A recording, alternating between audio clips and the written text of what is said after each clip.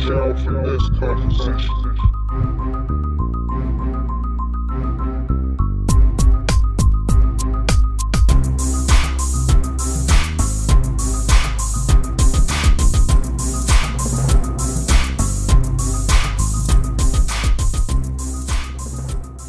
What's going on, YouTube? It's your boy Legion 11, man.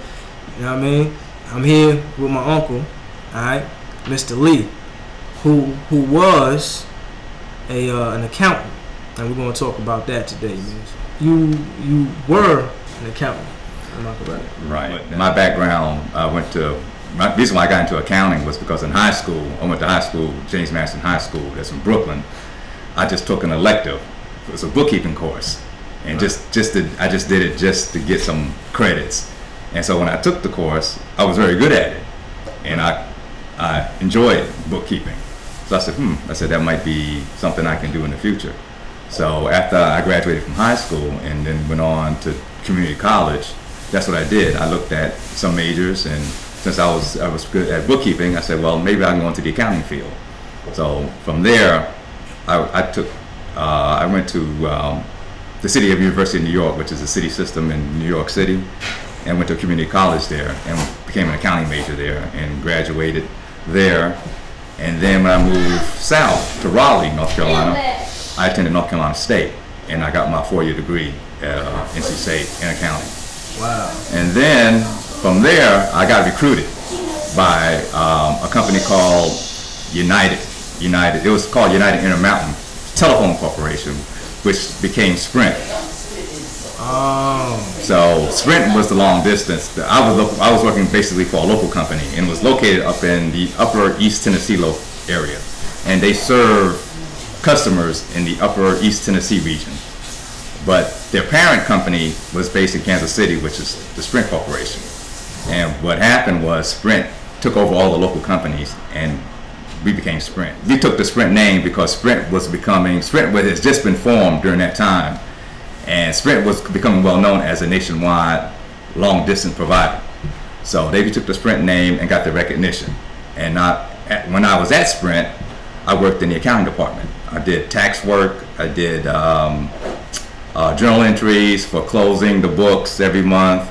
That's basically keeping records of basically what a business does. It keeps business records, and I did that for about 6 years, and then got transferred to another telephone company called Carolina Telephone, which is in Tarboro, North Carolina, which is another sister company of Sprint. Okay. And I worked in the accounts payable department, and we just kept, and what they did in accounting, and I supervised 6 individuals. So not only was I doing the work, I was trying to supervise people. So when you supervise people, you go into another different realm, because you have to be not just technically proficient, but then you got to be a manager, because you're dealing with all different personalities and all the quirks that go with that. Right. So, but still in accounts payable and still in finance. And I went with Sprint. I was with Sprint for a total of 11 years, and then I just left Sprint, and that was probably the end of my accounting career. So you just left, just like.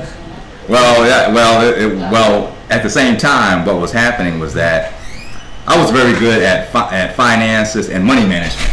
Okay. And I was basically doing educational type courses for just for fun, because I was very good at it. People would come in and ask me questions about finances, whether it was about handling debt, budgeting, cash flow, stuff like that. And I decided that maybe I can monetize this opportunity.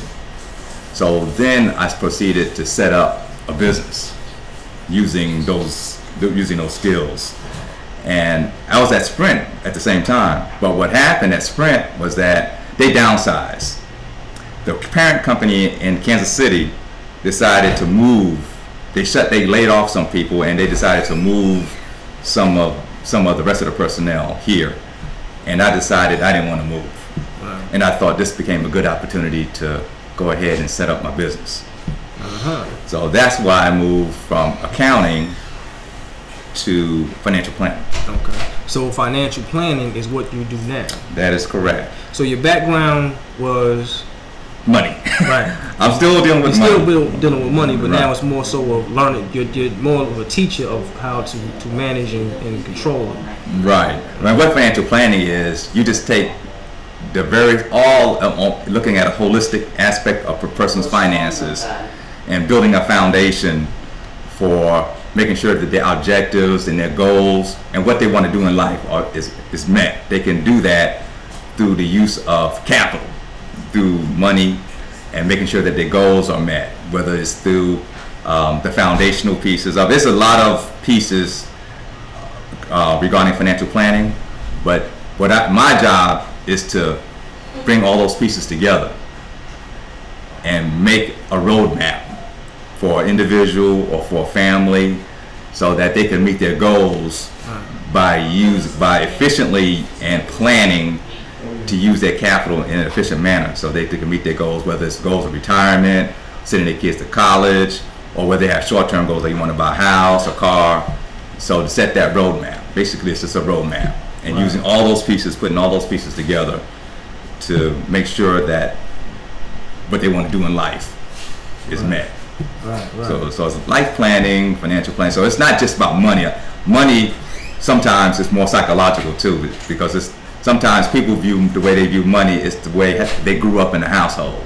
You know, some people are hoarders where they don't like spending any money at all. Right. Some people are more spendthrift. They just spend every dime that they have. They don't have anything saved up. So you're not just it's not just about the numbers. It's about dealing with personalities and their views on money. Right. So I try to help people with that. So you actually had practice with personalities long before now, dealing with the management part and when you're working with Sprint. Right, especially when I was supervising various individuals. So you have to not just be technically proficient, you have to be a people person. Otherwise, it won't work. You're correct, exactly. Right. So you can't. So if you got a bad attitude, it ain't gonna work for you. Right. So you have to deal with, especially if you're dealing with married couples, like because the wife or the one spouse might be a big saver. Mm-hmm. They don't want to spend They don't want to spend a dime. And the other spouse, they just might want to spend. Mm-hmm. So when you're in a situation like that, the minds have to come. They have to be a one mind. So until then, usually they have to negotiate and meet someplace in the middle. So you have to kind of be more relaxed as far as one person wants to spend a little bit of money and enjoy themselves, and the other person, of course, they have to plan. You just can't spend every dime. You have to save for future goals. Right. So you're having to play psychiatrist, so to speak. Yeah. Without the PhD. Right. Well, why don't you get your PhD? and merge the two. Well, give them that therapy first, and then go into the. Well, you have behavioral economics now, where it's just people's views on money. And I'm too old. I can't go back to school. I'm too old to go back to school. Y'all see this? Can y'all see this face? He's saying he's too old. Can y'all imagine that, man? Well, I hope I look that good when I'm old. Well, I appreciate that. As a matter of fact, most likely I am, because this is my uncle, so I got that in my genes, man. So yay me. So you started from Brooklyn. You said you went to school in Brooklyn. Right. All right. So shout outs to Brooklyn on that note. What's the business called again? My business is called Lee Investment Consulting. Okay. Before you got into the Lee Investment Consulting, what was a lot of the frequently asked questions that you were receiving then? Well, because it just spans the whole gamut of financial planning. It's just a lot of financial planning consists of your foundations. Because first of all, a lot of people have problems saving money. Right. I mean, it seems like they never have enough money to save. They pay their bills and they don't have any money left over for the month. I'm guilty. So one of the things I try to do is emphasize, especially with young people, because there's so many distractions out there. A lot of people with advertising and marketing. If you want to buy the next big toy, so basically you want to do is you want to know where your money's going. And most people, they just they get paid. They pay the bills, and they don't know how they're spending their money, So the first thing you have to do is, a lot of people have, well, how can I save more? And so one of the big principles on getting started is pay yourself first. Wow. So, because people, what they normally do, they get paid, they sit at the kitchen table, write all this electric bill, rent, mortgage, whatever, send it out, and they said, well, whatever's left over, I'll throw it in the bank. But typically what happens, there's nothing left over. So paying yourself first, basically it's the philosophy where you take part of your paycheck, the part that you want to save, and approach it the way that it's just another bill to pay. So when you get paid and you're writing out that check for the electric bill, for the rent, write that check for your savings account and sit it in there. So as you go through the month, you've already got that money sitting in there. Wow, that's clever already. Let's pay yourself first. So let's give my viewers a better picture of this. Can you give a percentage of how much you need to save? Right. Yeah, usually you want to save about 10% of your take-home pay. That's a good start. 10%. 10% to get started. All right. Rule number 1: pay yourself first. I did not know that. So 10% of whatever it is you make. All right. Make sure you take that cut out and give it to you. And don't feel guilty. Don't feel bad. What you want to do is you want to trick yourself and say, you know what? I'm a bill. I'm gonna pay me. All right. So pay yourself first, man. Step number 1. What do they do from this point? Again, going back into the psychology of money, is that once you get into the habit of savings, then it becomes easier. And another way to do it is just do direct deposit. Like you get paid, most people have direct deposit. Most people don't get a paper check anymore. They, right. It goes right to their bank account. So when you get a job, when you become employed, you sign all your paperwork that you need to do when you get started. Right. They give you bank information because they want to know where you deposit your paycheck. So you deposit your paycheck using your checking account because that's where you're writing checks from to pay your bills. Right. And typically you have a savings account. So just throw 10% of your pay. So if you're getting paid $100, if you're getting paid $200, throw $20 in your savings account and let it do a direct deposit. That way you're not even thinking about it; it's just done. Right. Cool. So you don't, yeah. So sometimes if you're writing yourself, you human, just being human, you tend to forget. Right. But now with direct deposit, it's very easy to do. Right. At least you make it sound easy. It is easy. That's great. If I can do it, you can do it. Yeah. That's right. You must not help me. All right, that's cool. Well, basically, another advantage is having a bank account, not just check, but also a savings, and organizing it to the point to the way where you can actually have that 10% automatically drafted into your checkings account. So that way, you consciously won't even realize it's gone. All right. So write that down. What's one of the most important things to remember when you're learning or when you're trying to save money? Well, like I said, it's a lifestyle. Lifestyle. Yeah, it's a lifestyle. Like I said, it's mental. You just have to be in a habit. It's all habit. I mean, you're in a habit of savings. It becomes easier and easier because sometimes it's hard. A lot of people have a lot of obligations, and especially now with economic times that we're in, it's very hard for people to set aside a little bit of money. Right. Just to pay bills on time is difficult. So, right. But once you get into the habit of savings, it becomes easier and easier and easier. Right. And see, most people don't know if they can save. A lot of people say they can't save money. They say, where's my check going? But the other part to that is that you need to spend some time, usually a month or two. You need to kind of track your spending. You can do it just old-fashioned, like an old guy like me. I just use a notebook and do it. But see, young guys like you can use technology to your advantage. Like there's places like Mint.com that you could use a spreadsheet and it tracks all your expenses. So you need to track your expenses and see where you're spending your money from month to month.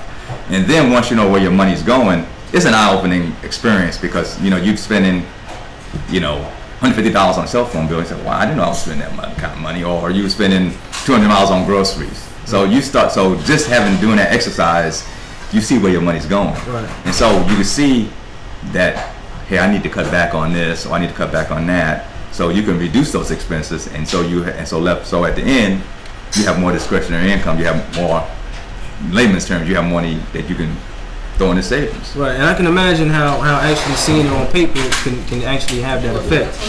It's different when you receiving your money. Mm-hmm. you see pretty much there's an amount that you see, Right. and then you're knowing, you know, there's an amount that you have to disperse. Right. But when you actually see on paper, you know, what it actually looks like, you know, it gives you a better or a different kind of perspective of Right. your money. Right. Understood. That's genius, man. That's brilliant. Did you go to school for this?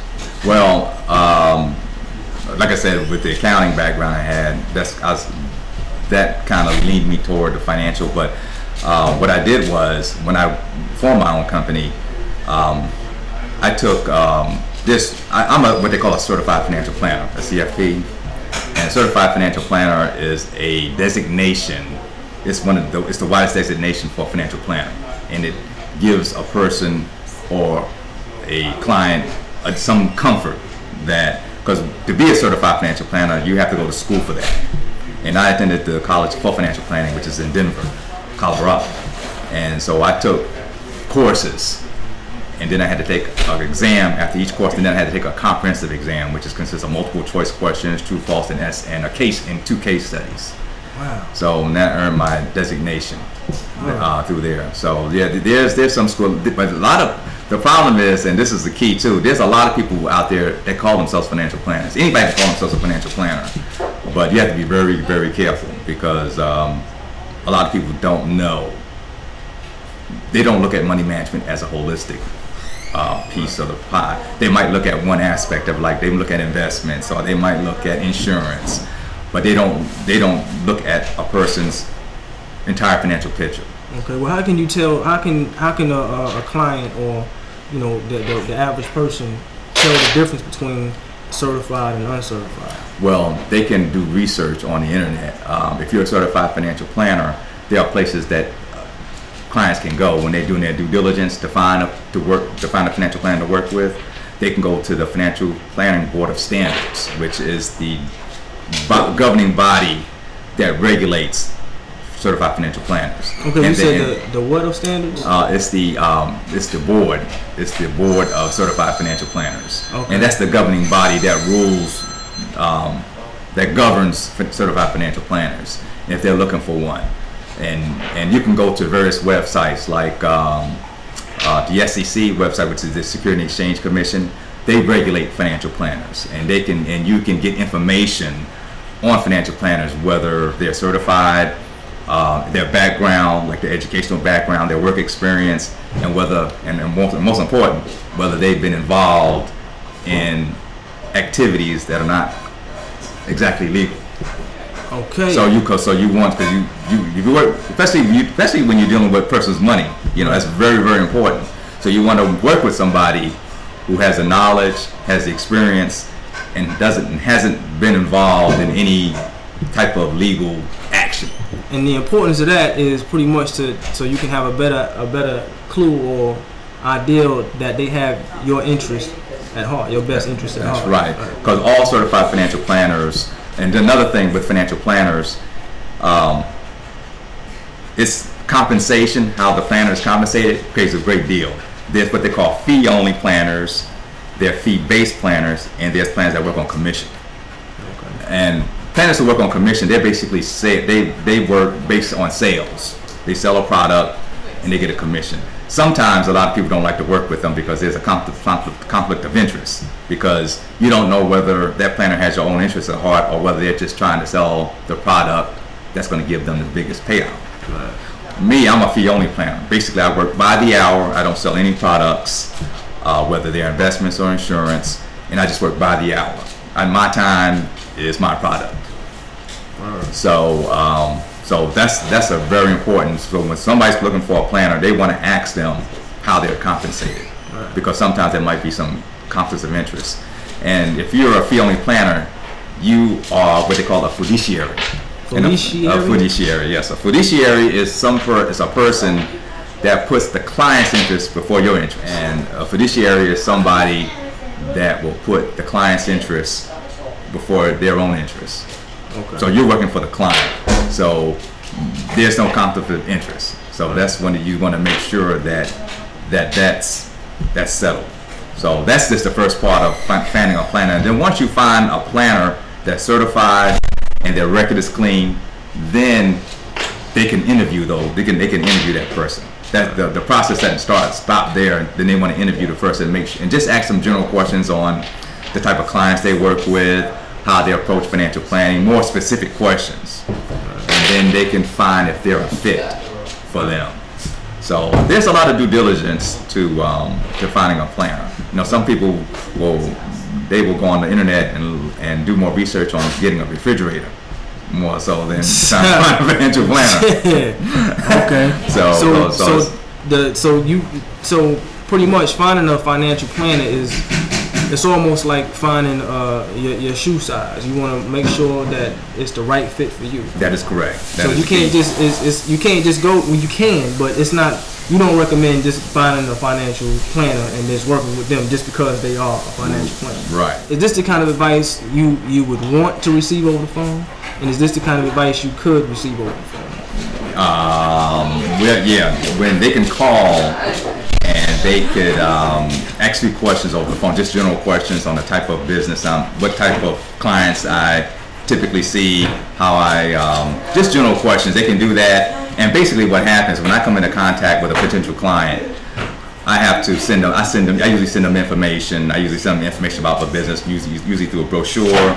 I send them my regulatory information that gives my background about my business, and it ensures them that I haven't been involved in any legal actions and so forth. So there's a certain protocol that's done before a person becomes a client. Okay. Once again, I'm in the Raleigh, North Carolina area. All right. This is Mr. Lee, who is a financial planner, and Mr. Lee is going to give y'all his contact information. You could contact me at Lee Investment Consulting, LLC. Phone number is area code 919-818-0896. And I'll be happy to serve you any way I can. Do you have an email address? Yes, the email address is vernonlee30@gmail.com. Do you have your own website?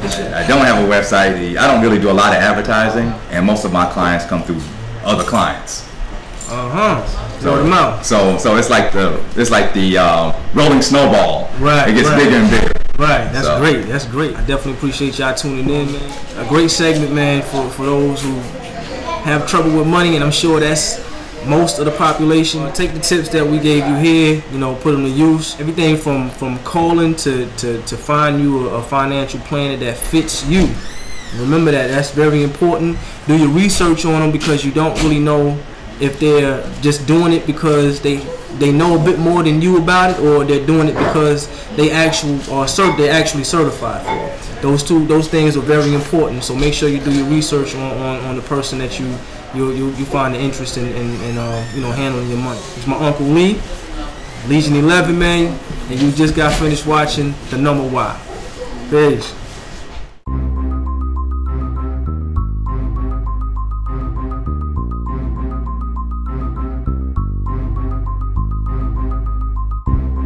Found out from this conversation.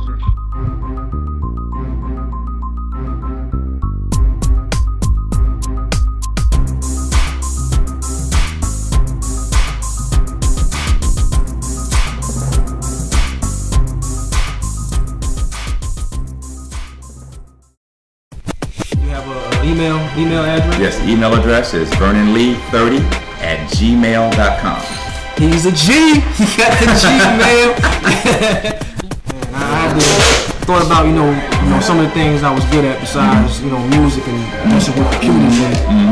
Actually, every place that I've ever worked, that deals with customer service, they always compliment my ability to talk to them and conversate with them. And even in school, my teachers and going to these I can't know what they're called, but sometimes we go to school. When we used to go to school, we went to convention. We were going to conventions, people with books or business, and we got an opportunity to ask questions. They always told me, I ask real good questions. So you become that's a good quality for an interviewer. Yeah. So I'm testing it out. All right, man. Well, I wish you the best of luck and much success in it. I definitely appreciate that, and with your help. Yeah. You know what I mean? But guess what? I got something for you. Any of y'all that's trying to find a financial planner, I I know somebody. How about that? How about that? Where is he? There you go. There you go. The software you're using, is that something particular for Apple, or you can use it on a PC as well? No, this is Apple. Oh, Apple. Okay. But you know, nowadays, man, you know, companies don't do too much exclusive work, so it could be some kind of some program that could download from Microsoft Windows.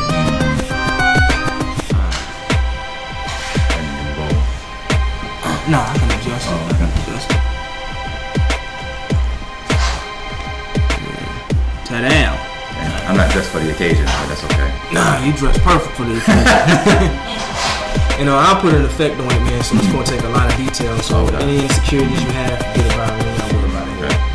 Alright? Alright. Thank you, sir. I appreciate that. Yeah. Enjoy that. I feel like a big star now. I can go back to the green room now and relax. Where's the snacks and the cookies and stuff? And I really appreciate you taking the time. You put that on YouTube and Yeah, I stuff like threw it that? up on YouTube. Oh, Yeah. okay. Yeah, this is like my. You do this on a regular basis? You do? I just started. Yeah. Like I got one video. Man, so Okay. I just started. Hopefully, you know, it'll grow. You know, that snowball effect, like you mentioned. Yeah. You know. That's good, man.